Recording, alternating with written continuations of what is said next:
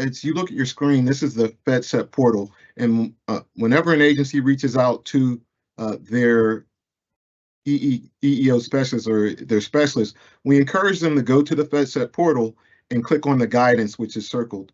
You don't need to have an account, but a lot of the information that agencies need to kind of address some of their issues or their questions is located within this portal. Once you click on guidance, this is one of the first this is one of the screen that you're going to see. And as you look, you can see that there's different subject matter. This isn't for the entire, this isn't the entire screen, but just a portion. So we always encourage agencies, hey, that you have opportunity to click on the guidance page. Have you gone into the portal to see maybe if some of the information you're looking for is there? Okay, so the purpose of this webinar is to provide a brief overview of the Equal Employment Opportunity Commission, Office of Federal Operations leadership, and the divisions within the federal sector programs. And how we will conduct, what we're planning to do is to conduct a facilitated discussion and a Q&A led by the branch supervisors in the agency, or two of the branch supervisors, which is myself and Anitra. After about 30 minutes, we'll stop and we'll begin taking Q&A from the audience. If you weren't able to see the Fedset portal page, you can just Google Fedset. The portal page will come up and you can see guidance. Next, I'll be followed by Ms. Gul Chaudhry, the Assistant Director for the Agency Oversight Division. Hi, good afternoon again, everyone. As Anitra mentioned earlier, we are going to talk a little bit about the structure of the Office of Federal Operations and then federal sector programming. So Office of Federal Operation encompasses 4 divisions, of which one is the federal sector program, and that's what we're going to really talk about. One of the missions of Office of Federal Operation is to make sure that we're providing effective oversight to agencies. So our director of the Office of Federal Operations is Mix Carlton Haddon. And then the associate director that leads the Office of Federal Operations is Dexter Brooks.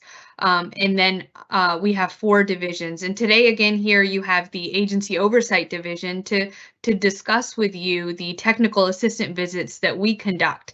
And so Agency Oversight Division is really responsible for establishing strategic alliances with federal agencies. We review MD 715 reports, provide technical assistance, and we also address stakeholder inquiries. We also have the Special Operations Division, which is led by Assistant Director Virginia Andreu. And the Special Operations Division, it really responds to complex legal issues. They're responsible for the EEO digest and articles, and they look at EEO programs compliance. Also, the agency's Special Operations Division is responsible for the disciplinary actions under the Elijah E. Cummings Act. Next, we have our READ, which is our Research, Evaluation, and Applied Data Division. And right now in that position as the acting assistant director is Karen Brumman. And our READ division oversees federal sector EEO complaint data, which is your submission of your 462 reports. They generate social science research publications. They produce our EEOC annual reports, and they're also responsible for conducting program evaluations. Next, we have our Outreach, Training, and Engagement Division, OTED. And OTED is responsible for designing and delivering fee-based training. They host no-cost events like the event today. They lead OFO social media and communication strategy, and they also manage and engage community of practice, our EEOC EEO Education Consortium, which is EdCon, and that's led by Acting Assistant Director Mark Ellison. Go to the next slide, please. So within the Agency Oversight Division, we have 3 branches, and each branch has equal employment specialists that are the point of contact for each one of your agencies. And in order to see what equal employment specialists that your agency is assigned to, you can go in Fedset and go into MD 715 contacts. That's where you'll find the email address and information for your assigned equal employment specialist. We also have our attorney advisor, Marquis Willoughby, our program analyst, Ganesh Gamire, and our EE assistant, Kevin Torres. Many equal employment specialists, although may be assigned to your agency, but we do participate in our technical assistant visits in collaboration. I'm going to turn it back over to Anitra and to Ahmed to go ahead and get started on our very important discussion about demystifying the TA process.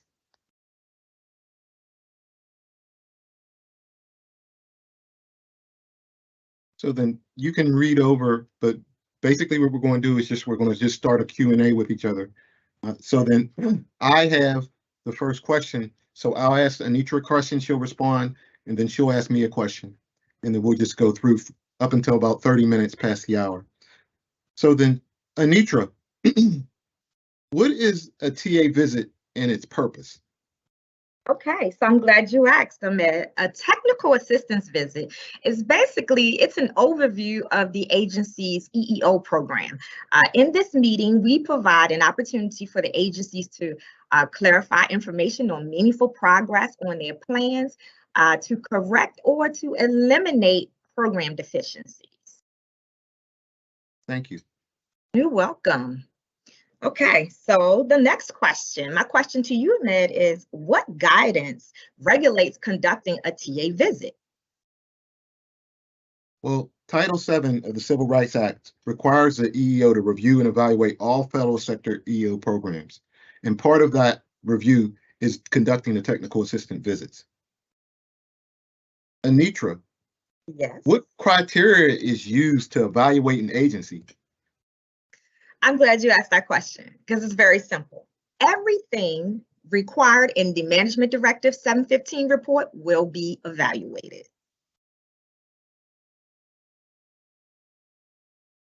So, excuse me. My question to you, Ahmed, is what is the best way for an agency to prepare for a TA visit? Well, one of the best ways in which an agency can prepare for a TA visit is to, number one, review the last feedback letter they received. Number one, review the last feedback letter they received from the EEOC to kind of see where some of the deficiencies or shortcomings were. Next, the notice letter that they've received should have some information about what the EEOC is going to be speaking to them about during the technical assistant visit. And also review your latest MD 715 and the years prior, just to compare if you've had some deficiencies, what kind of improvements you're making. So then that way it can make the technical assistant visit very productive. And at all times you can reach out to your EES for assistance. Okay, so you said they should be reviewing notice letters, and they should be reviewing the MD 715, and they should absolutely be reviewing that Part G, because when I think about it, if there are they have no responses, then they should also, because of course we know in a Part G, if there are no responses, then that means there's a program deficiency. So they should also be creating a Part H, right, to devise a plan how to correct or eliminate those deficiencies in their program. Because we do know what we're trying to do is we're striving to attain that model EEO program, right? Absolutely. Absolutely. Okay, great. Thank you. So then going into that, what are some of the documents that are reviewed by the EEOC during the TA visit?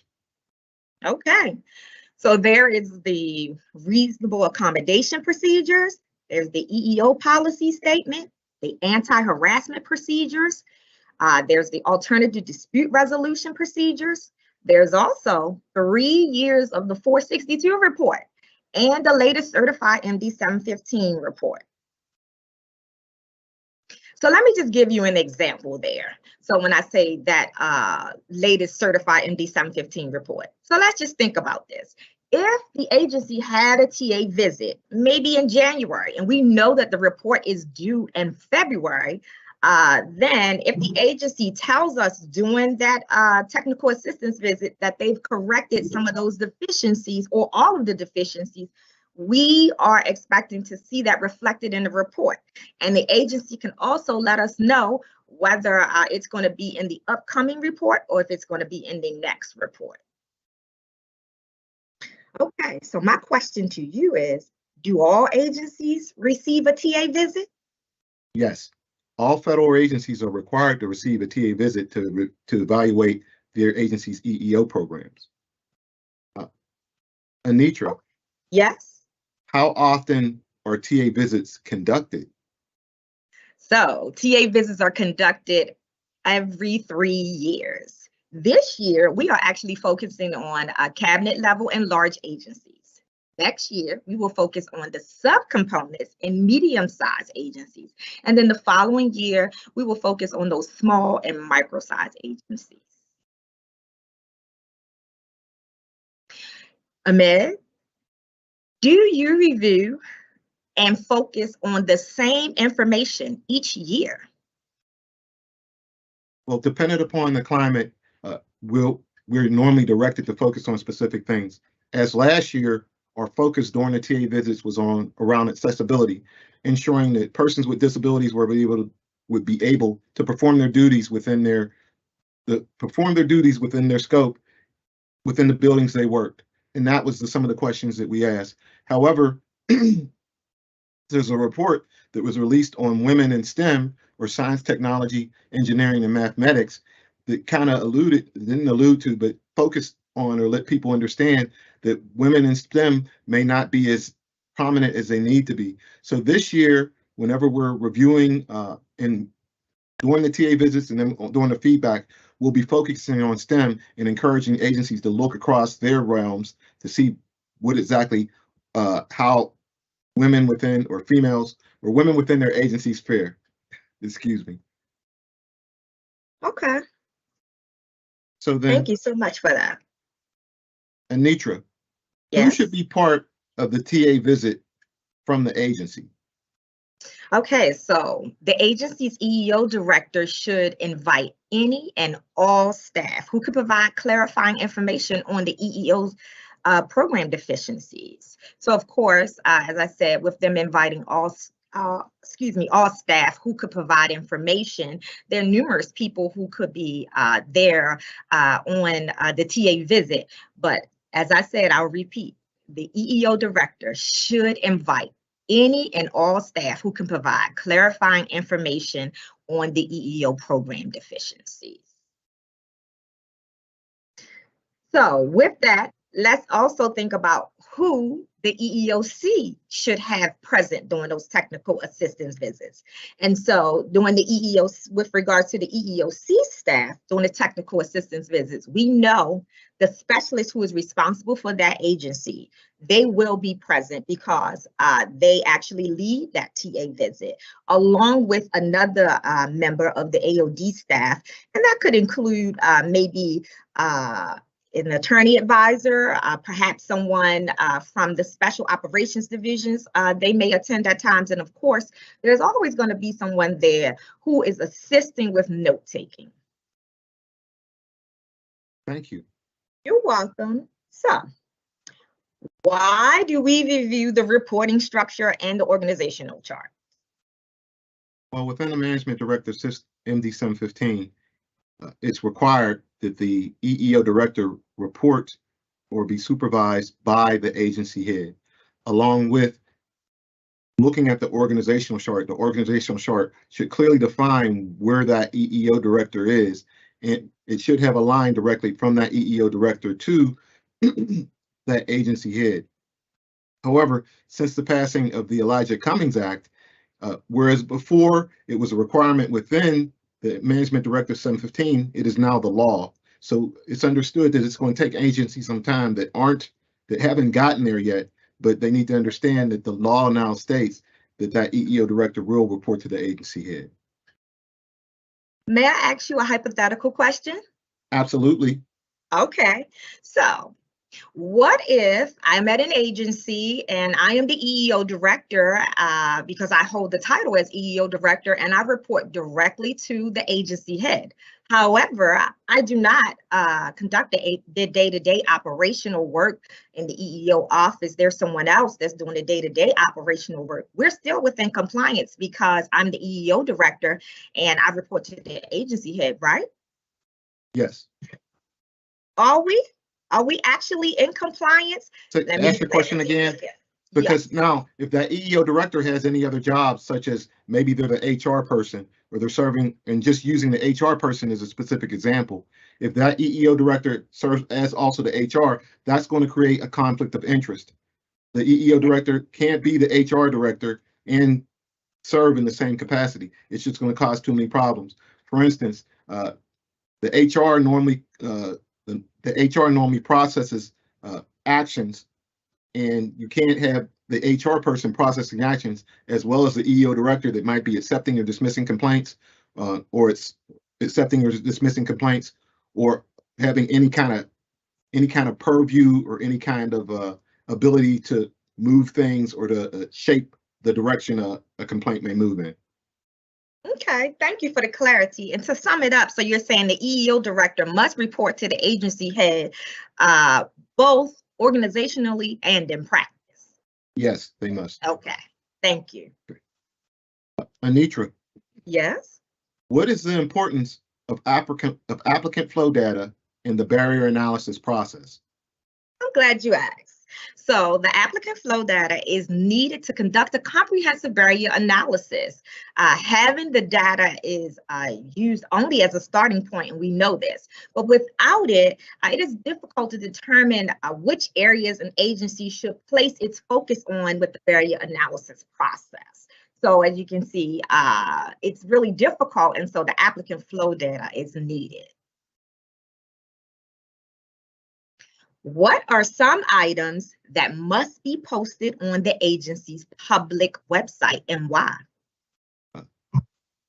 Well, the main reasons why agencies need to be why things need to be posted on the agency's public website, and I answer that question first, is because if you have employees and applicants for employment, applicants for employment need to be able to find things like the Architectural Barriers Act, whether the agency falls within 508 compliance, whether the agency being able to find out who the agency EEO director is, along with if they need to file a complaint, things such as the reasonable accommodation procedures. These things need to be posted as well as the PASS or the personal assistance services. This is not everything. However, the reason why is because if you have employees or applicants for employment, it needs to be on the public website so they have the opportunity to understand and that knowledge is available to them. Okay, thank you for that. So we know there are times where agencies may post their Part J when the requirement is to post the affirmative action plan. And so when something like that happens, is that okay? Well, when you say the Part J, what I'm thinking about is within the MD 715 report itself, because the MD 715 report has parts A through J, and the J kind of specifies on the how or the agency's plan to assist persons with disabilities.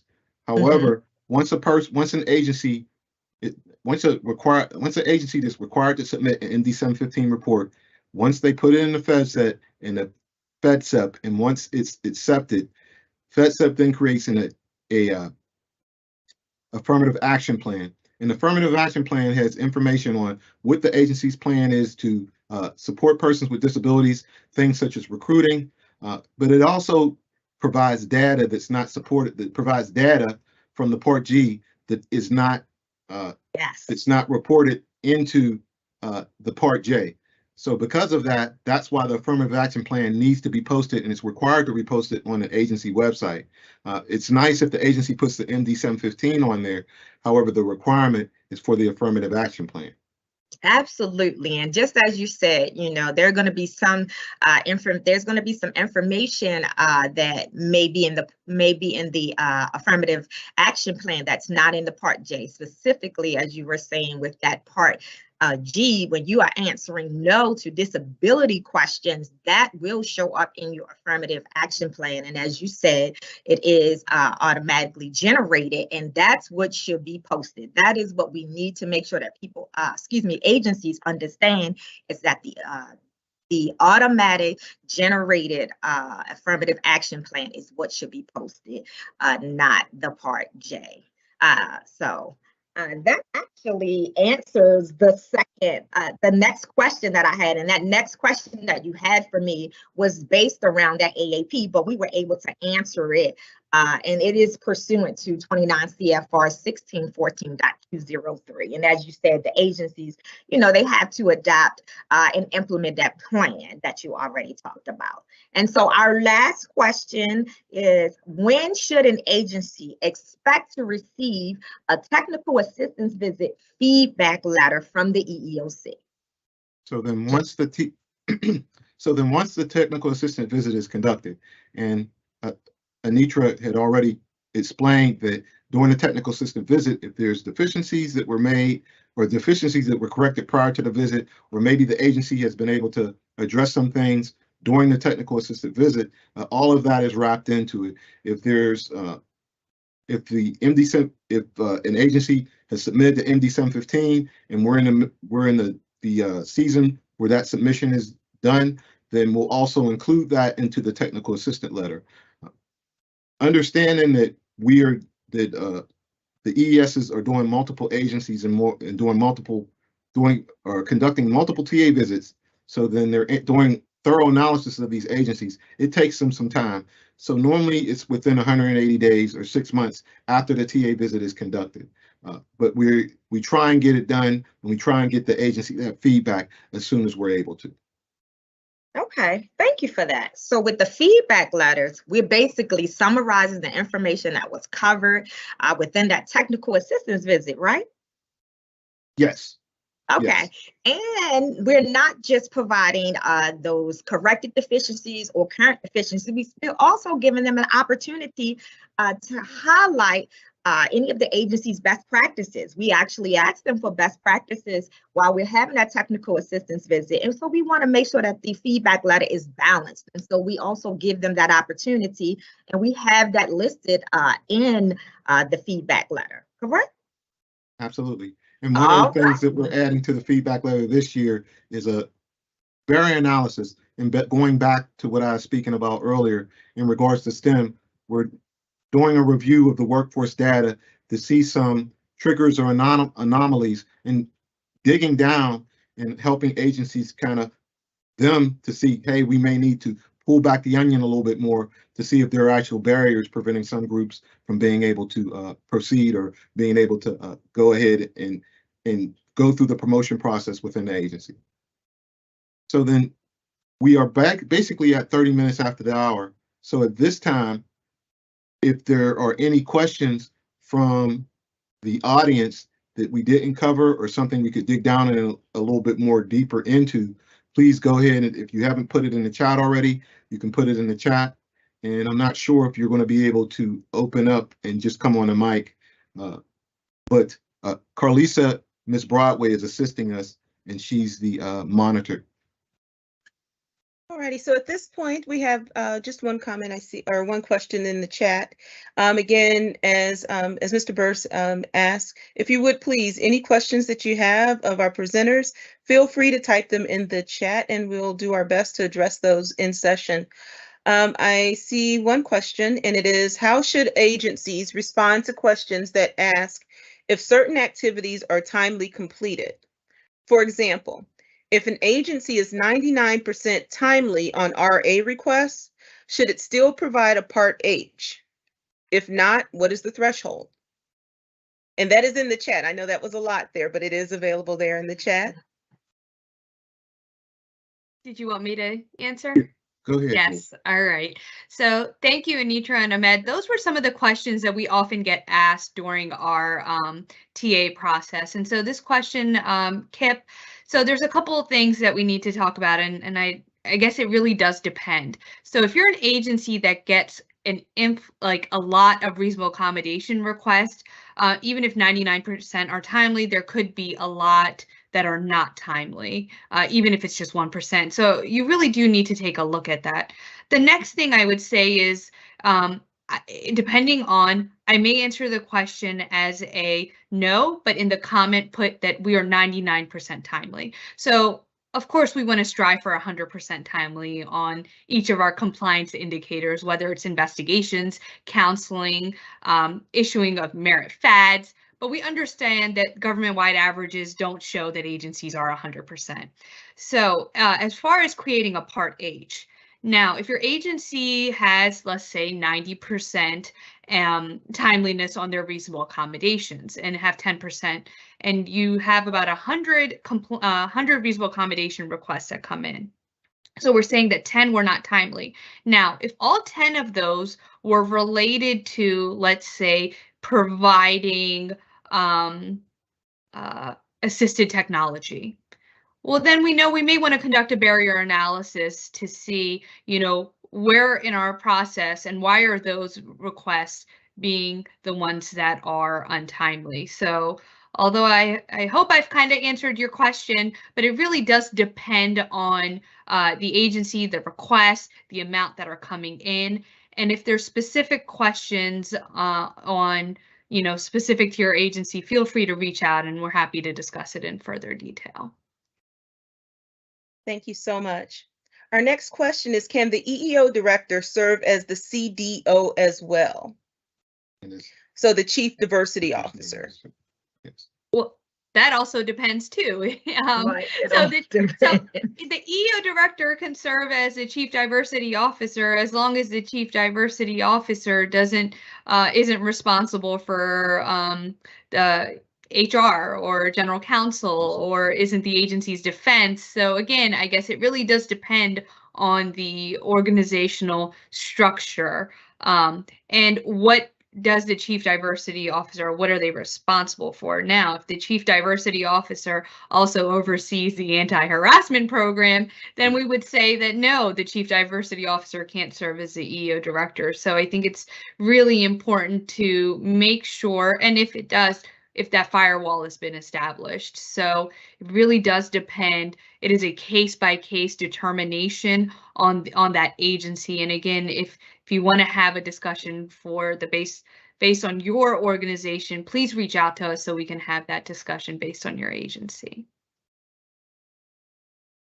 Thank you so much. What happens if EEO directors are not reporting to the head of the agency? So is it all right if I chime in? Okay, so if EEO directors are not reporting to the head of the agency, of course, we work with the EEO director and their divisions to try to see what we can do to support them to be able to have that change. If for whatever reason, because we will work with you and we'll go through the process and helping them to understand the act. Of course, we know the Elijah E. Cummings Act is brand new, but we do our very best to work with you. And if for some reason, once we've worked with you and given you a clear understanding about this being a law versus it being a regulation, because I know there was times when it was a regulation and there were those times where agencies were given a pass, but there's differences between, of course, we all know there's differences between regulations and an actual law. And so if for whatever reason, if the Agency Oversight Division and our leadership within the Agency Oversight Division, if we cannot have this move forward, then we move this over to SOD, our Special Operations Division.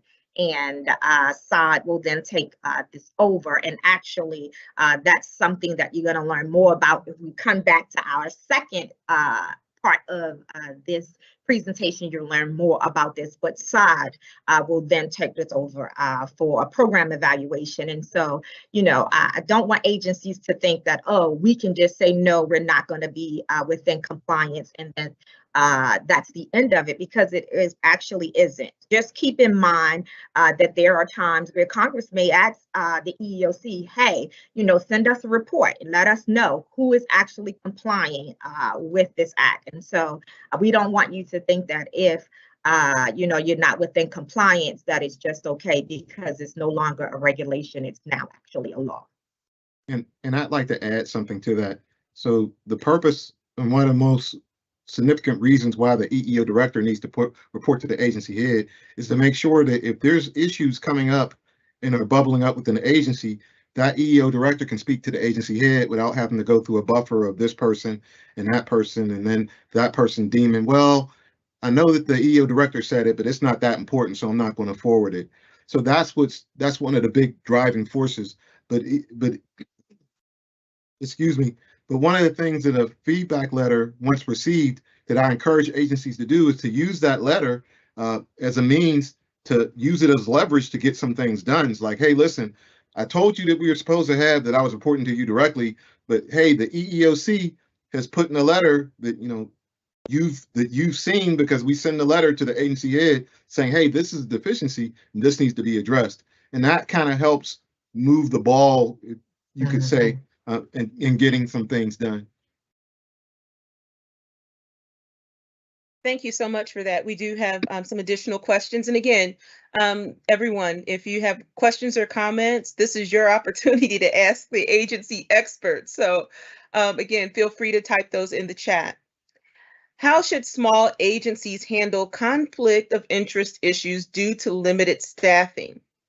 For example, if the reasonable accommodation coordinator works in HR and also deals with labor relations / employee relations matters, should they be excluded from handling a personnel matter, such as performance or conduct, if they are also processing an RA request for the same employee?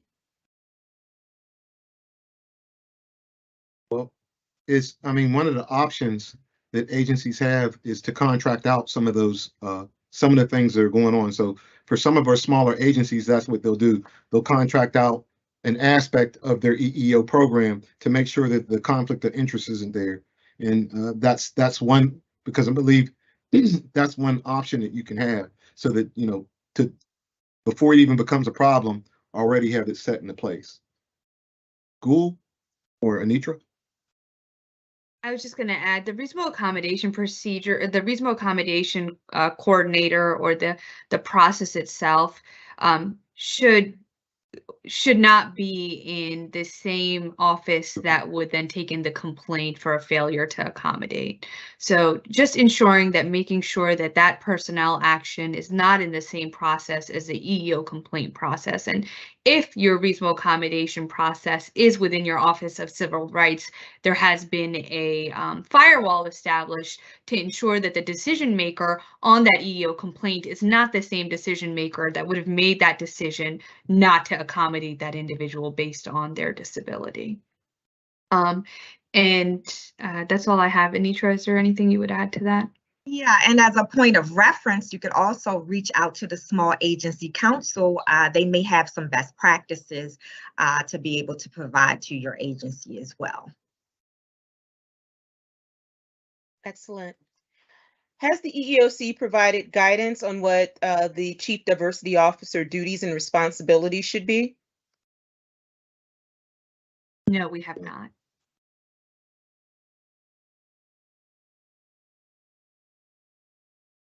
Alrighty, I just see a comment here about Anitra making an excellent point about the distinction between law and regulations. Please speak to, for clarification purposes, that when there are deficiencies in complying with EEOC regulations, how is that enforced by the EEOC? So again, they want you to provide some clarification around when there are deficiencies in complying with EEOC regulations, how that matter is addressed by the EEOC. They want to make sure that it's not misunderstood, that there are less consequences. Do you want me to take this question? Yeah, you can, but it's okay. You can, and I'll follow up. I'll just add before. So anytime that all of the 150, I just want to point out, all 156 measures in Part G have the legal citation of where we're asking those questions from. So I think the first thing would be is for if an agency is trying to get clarification as to where the agency is asking, go particularly to that legal citation. And then Anitra, go ahead. Yeah, so yeah, you're right about that. But when we think about, the regulations in the EEOC enforcing those regulations, once again, from the Agency Oversight Division, we are in a collaborative effort and partnership, and we're trying to make sure that there is meaningful progress with moving ahead and actually eliminating or correcting the program deficiencies. And so that's where we are at the Agency Oversight Division. So with regards to the EEOC as a whole, once again, it's always a best practice of the EEOC to try to work with agencies, but please do not mistake working with an agency and the collaborative efforts with us not actually enforcing these regulations. And so with that, because I am not the attorney and our supervisor is well on her way to being one, she may be able to give additional responses, but I just wanted to make sure that we understood that. And Mr. Benoit put a really important note. 29 CFR 1614-102E requires agencies to comply with management directives and EEOC guidance. We are the regulatory agency for Title VII and ADA. But I know we have a lot of other questions to get to. There's one more question in the chat. I don't know if we want to answer that question, or do we want to try to get through some more of our questions that we've received. I do want to make sure that we talk about the different process that may be within the in federal sector programming, including program evaluations and non-compliance. Okay, so I think we can move forward.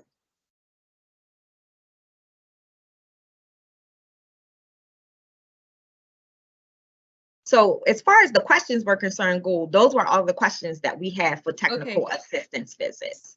Okay, so another one of the other questions that we often get asked during the technical assistant visit is, there are other processes in place at the same time as a technical assistant visit, meaning our agency just had a program evaluation, or we've received this letter of non-compliance and we're working with your special operations division in order to correct this program deficiency. There is some confusion between agencies of all three of these processes that are within federal sector program. So I just want to remind agencies that every 3 years, the Agency Oversight Division is responsible for meeting with your agency to provide this technical assistance, more of an oversight, collaboration, non-audit type of discussion with your agency. Now, an agency may have received a non-compliance letter a year prior to the technical assistant visit. So say, for example, in FY22, the non-compliance process was initiated for your agency and you're still in that process. We do want to go ahead and still meet with you within the Agency Oversight Division, just so we can have a discussion with you about other things within your program. But what we've done this year, so that we are making sure that we're all on the same page, someone from our Special Operations Division may be in the meeting to discuss that 1 or 2 issues that have been referred over to the Special Operations Division for that non-compliance issue. Now, program evaluations are handled, like I said earlier, by our READ division. And so our READ division conducts program evaluations, and many times those evaluations can go on they can get started in the middle of a fiscal year, and they are and the scope of those are very directed towards whatever that discussion is going to be. Again, if you've had your TA visit 2 years ago and this is your year to get a TA visit, we still will conduct our technical assistant visit simultaneously while you also are still in the process of the program evaluation. So I just wanted to make sure that agencies are aware that, within federal sector programs, we do have different types of engagement with your agency. But Agency Oversight Division is really here for more of collaboration and communication for the long period of time with your agency. Another question that came in is, can the agency head designate their deputy as a person who the EEO director reports to? Now, the explicit text of the Elijah E. Cummings Act states that the EEO director needs to report to the agency head. So I would say no, that would not be permissible under the Act. There's a question, is there an EEOC template for the Cummings Act disciplinary action report? And there is not a template. However, if you can reach out to your EES, we have one or two agencies that have done it that was making a standard that we'll send out just as a guide that maybe you could do something with your own agency. And this is for Miss or Dewana Terry.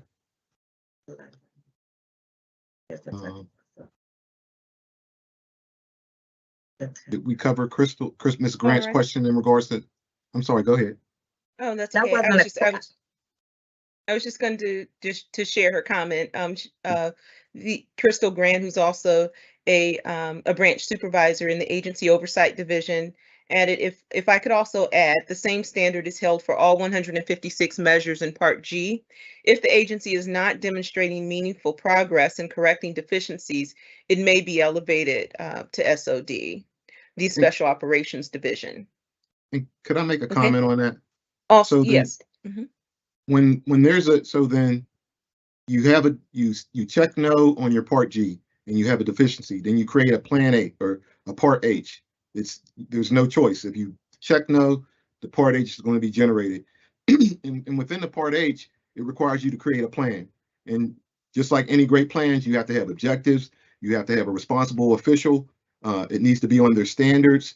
And you need to make progress towards towards addressing that deficiency.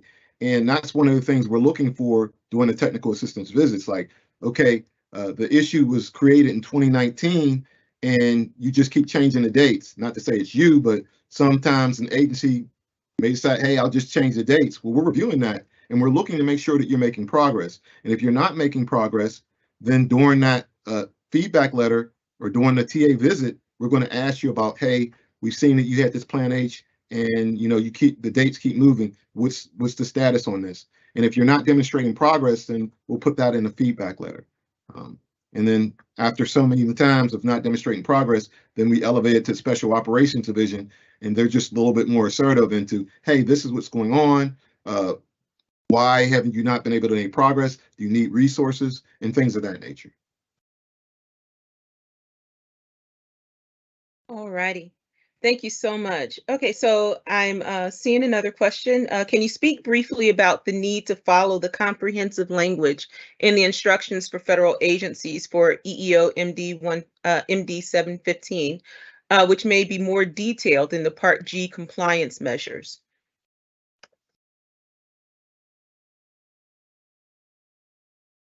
Okay. Can you speak? Yeah, I can speak to this. So, okay, so there's 156 measures, and those are questions that we ask within the self-assessment. And although the MD 715 instructions are much more comprehensive, if there are within the 156 measures, each of them are broken into the 6 essential elements. And so if there's further questions or if you need further clarification on those questions that are being asked, we really do want you to go back to the instructions for the MD 715 to get a better grasp and understanding of why we're asking for those measures. So while it would be very difficult for us to make the MD 715 into 400 questions, we try to pull out many of the questions that we think that could be critically impacting the EEO program. Hope that answers your question. Thank you so much. In the technical assistance letter, is the attendance of special operations staff listed? I know. No, it's not listed. The letter normally says that the agency met with the EEOC. All righty. And are the EEOC's benchmarks of 90% in the phases of the complaints process the standard for the Part G questions? And this individual asks because it was mentioned that 99% in RA timeliness may still be non-compliant. So I don't know if it would be non-compliant. What I stated was I would put it in the